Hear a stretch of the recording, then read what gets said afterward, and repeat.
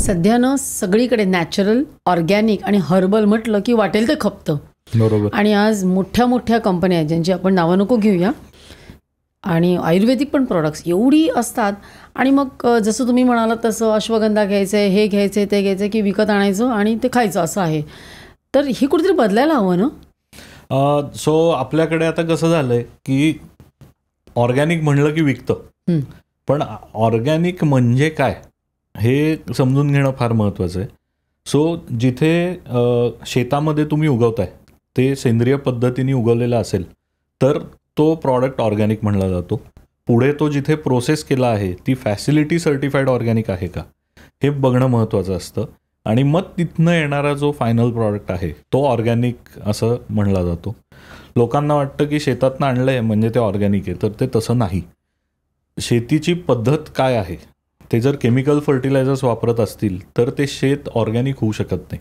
मग आता आमचं फार्म जेव्हा आम्ही ऑर्गॅनिक करायचं म्हणलं तर बऱ्याच बाहेरच्या एजन्सीज आहेत ज्या वर्ल्ड रिनाऊंड आहेत, कारण आम्ही स्वतःसाठी पण करत होतो आणि आम्हाला जे प्रॉडक्ट्स बाहेर एक्सपोर्ट करायचे होते त्याच्यासाठी ऑर्गॅनिक सर्टिफिकेशन लागणार होतं. 3 वर्ष त्या फार्मवरती आम्हाला प्रूव्ह करायला लागतं की we are doing chemical free farming.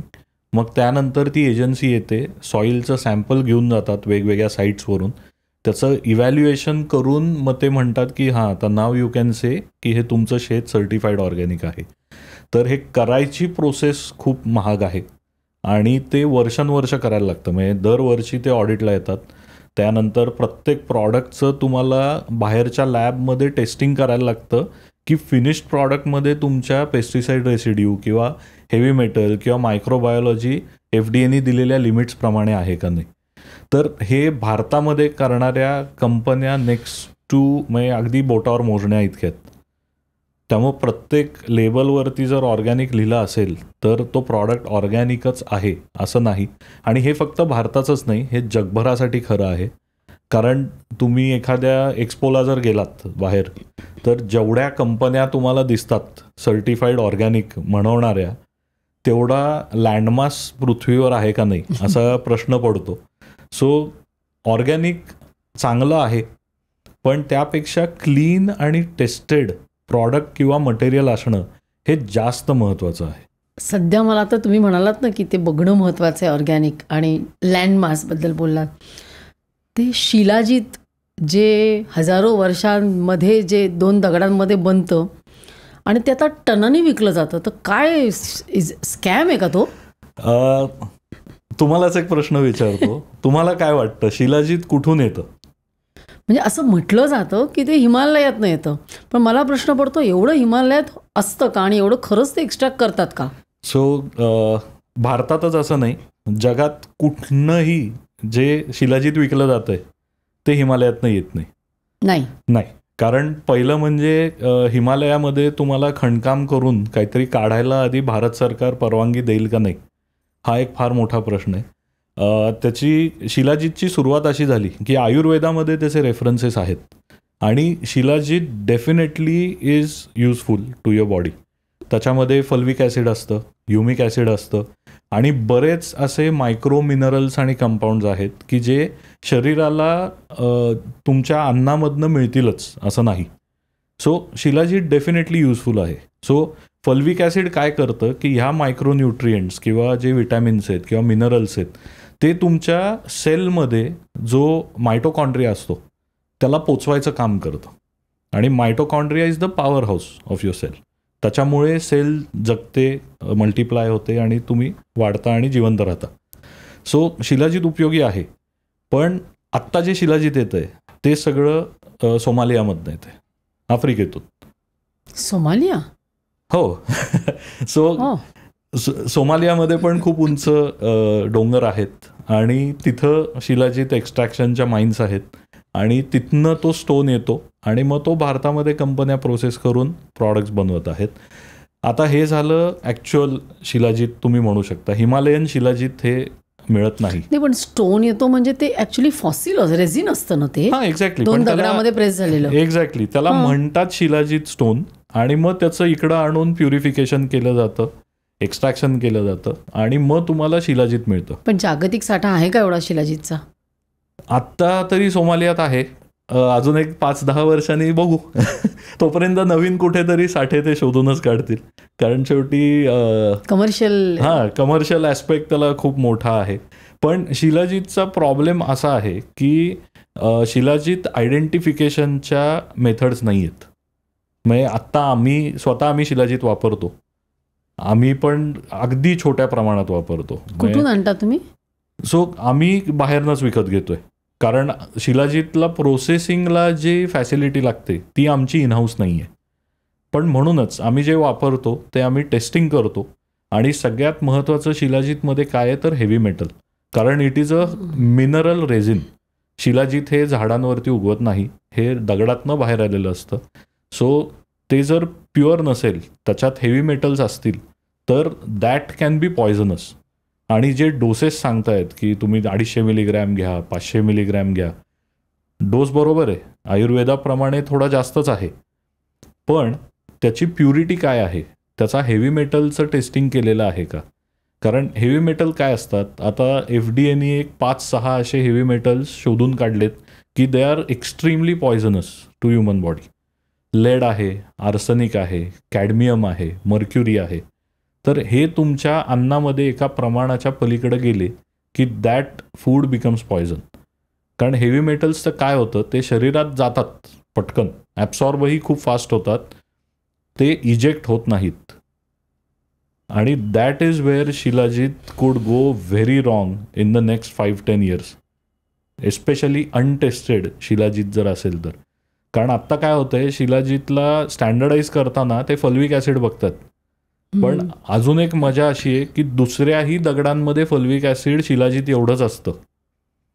तुम्ही ह्युमिक ॲसिड आणि फल्विक ॲसिड हे शेतीमध्ये वापरलं जातं, आणि जे शिलाजीत 6,000-8,000 रुपयाला प्युरिफाईड आम्ही विकत घेतो, तेच शिलाजीत चायनामध्ये तुम्हाला $2 पर किलोला, $2 पर किलो, 160 रुपये किलो नी तुम्हाला चायनात मिळू शकतं. हा, एक्झॅक्टली. सो लिओनार्डाईट आणि लिग्नाईट असे 2 दगड आहेत जे एक्झॅक्टली शिलाजीत रेझिन जसं दिसतं तसे दिसतात. आणि आय एम शुअर बऱ्याचशा कंपन्या अशा असतील भारतातच असं नाही कुठेही, ज्या त्यांनाही माहीत नसेल, पण they might be using that instead of shilajit. So shilajit घेताना ते चांगल्या कंपनीचं आहे का नाही आणि डोस एवढा हाय ठेवायचा का, हे डॉक्टरशी किंवा तुमच्या न्यूट्रिशनिस्टशी बोलूनच शिलाजीत घेतलं पाहिजे. कारण तुम्हाला जर अनडिटेक्टेड रिनल इश्यूज असतील किंवा गॉल ब्लॅडरचे इश्यूज असतील तर घेऊ नये शिलाजीत, कारण त्यातनं गॉल स्टोन्स होऊ शकतात, किडनी स्टोन्स होऊ शकतात. आणि प्लस हेवी मेटल्सचं जर त्याच्यामध्ये कॉम्बिनेशन आलं तर it could lead to toxicity in the human body. त्यामुळे शिलाजीत घेताना ते चांगल्या कंपनीचं आहे का, प्लस कारण मार्केटिंगचं कसं आहे, पैसे ओतले की मार्केटिंग होतं, पण प्रॉडक्ट हा नेहमी चांगला होऊच शकतो पैशातनं असं नाही. त्याला टेक्निकल नो हाऊ आणि नॉलेज असणं खूप महत्त्वाचं आहे. पण मग शिलाजीत कशासाठी घेतात, कन्झम्पशन का असतं? सो कसं होतंय, आता सगळं आपण जे न्यूट्रिशन म्हणजे अन्न जे आपण खातो ते सगळं जमिनीतनं येतंय, पण तुमच्या फार्मिंग प्रॅक्टिसेस किंवा जे जमिनीतच नाही आहे ते अन्नात कसं येणार. सो आता तुम्ही समजा ज्या आता मग बटाटा असेल किंवा सो त्याच्यामधनं तुम्हाला मॅंगनीज मिळायला पाहिजे, पोटॅशियम मिळायला पाहिजे, पण ज्या जमिनीमध्ये बटाटा उगतोय त्या जमिनीतच ते जर न्यूट्रियंट्स नसतील तर ते झाडात कुठनं येणार आणि मग ते तुमच्या अन्नातनं तुमच्या शरीरात कसे जाणार. सो असे काही जे मायक्रोन्यूट्रियंट्स आहेत की जे बॉडीसाठी एसेन्शियल आहेत किंवा वर्किंगसाठी चांगले आहेत, ते शिलाजीतमधनं बेसिकली तुम्हाला मिळू शकतात. नाही, पण मग ते एनर्जी किंवा ह्याच्यासाठी वापरलं जातं. सो एनर्जीसाठी वापरलं जातं. मी म्हणलं तसं की फल्विक ॲसिड जे आहे ते त्या मायक्रोन्यूट्रियंट्स तुमच्या सेल वॉलमध्ये आत नेऊन तुमच्या मायटोकॉन्ड्रियाला पोचवतं आणि सो मग लोकांना रिझल्ट दिसतात की अरे मेरा एनर्जी बढ़ गया है, मला खूप छान वाटतंय, माय स्ट्रेंथ हॅज इम्प्रूव्ड. तर ते जे होतं that is because your cellular function आणि सेल्युलर मेटाबॉलिझम हॅज इम्प्रूव्ड. तर हे शिलाजीतनी डेफिनेटली होतं, पण if it is the right quantity and quality of shilajit. आता एनर्जीचंच सांगतो, जर तुम्ही शिलाजीत घेतलं आणि तुम्हाला इमिजिएटली असं बूस्ट ऑफ एनर्जी जर येत असेल तर त्या शिलाजीतमुळं नाही आहे, it is because of caffeine. त्याच्यात कॅफिन घालतात. आहेत काही लोक जे पटकन, कारण आजचा जमाना असा आहे की पटकन रिझल्ट पाहिजे आणि म्हणूनच आयुर्वेदा कुठंतरी मागं पडलंय की लोक म्हणतात अरे मी घेतोय पण रिझल्ट येत नाहीत. जी गोष्ट तुम्ही वर्षानुवर्ष करून एखादा आजार तुम्हाला झालेला आहे ती एका दिवसात कशी बरी होणार? ॲलोपॅथीनी पण लगेच रिझल्ट येत नाहीत. बऱ्याचदा तुम्हाला डोस बदलायला लागतो, मेडिकेशन बदलायला लागतं. आयुर्वेदाचं सेम आहे. सो एखाद्या प्रॉडक्टचा पटकन रिझल्ट येत असेल तर दॅट इज प्रॉब्लेमॅटिक. मी आत्ता US एक केस झाली होती. त्यांनी शिलाजीतचं टेस्टिंग केलं, त्यांना त्यात कॅफिन सापडलं. सो 200 मिलीग्रॅम कॅफिन, 500 मिलीग्रॅम शिलाजीतचा डोस, त्याच्यात 200 milligram caffeine. By human anatomy 200 milligram caffeine तुम्ही दिवसाला नाही घेतलं पाहिजे, पण ते तुम्ही घेतल्यावर तुम्हाला एनर्जी रश येणारच आहे. पण जो नंतरचा क्रॅश असतो तो लोक करतात की अरे नाही आता एवढं मी 3 तास जिम केलं, दमणारच ना माणूस. पण ते 200 मिलीग्रॅम कॅफिन वीन ऑफ झाल्यामुळे तो क्रॅश झाला आहे हे लोक रिअलाईज करत नाहीत. त्यानंतर अजून एका केसमध्ये त्यांना एफेड्रिन सापडलं शिलाजीतमध्ये. तर ephedrine is basically a steroid आणि ते बँड आहे. म्हणजे पूर्वी बॉडी बिल्डिंगमध्ये वापरलं जायचं. USFDAने स्टडीज केल्या, बरेच बॉडी बिल्डर्सना त्याचे खूप वाईट इफेक्ट झाले आणि म्हणून USFDAने ते बॅन करून टाकलं. तर हे शिलाजीतच्या नावाखाली हळूच त्याच्यात थोडंसं एफेड्रिन घालतात. म्हणजे जे जिमला जात आहेत त्यांच्या बॉड्या पण वाढायला लागल्या आणि मग ते म्हणतात नाही नाही ते शिलाजीतमुळे झाले. तर तसं नाही आहे. Shilajit is a good ingredient पण it has to be pure. ही क्लिप शेवटपर्यंत बघितल्याबद्दल खूप खूप धन्यवाद. संपूर्ण एपिसोड बघण्यासाठी खाली दिलेल्या लिंकवर क्लिक करा आणि सर्व काही चॅनलला सबस्क्राईब करायला विसरू नका.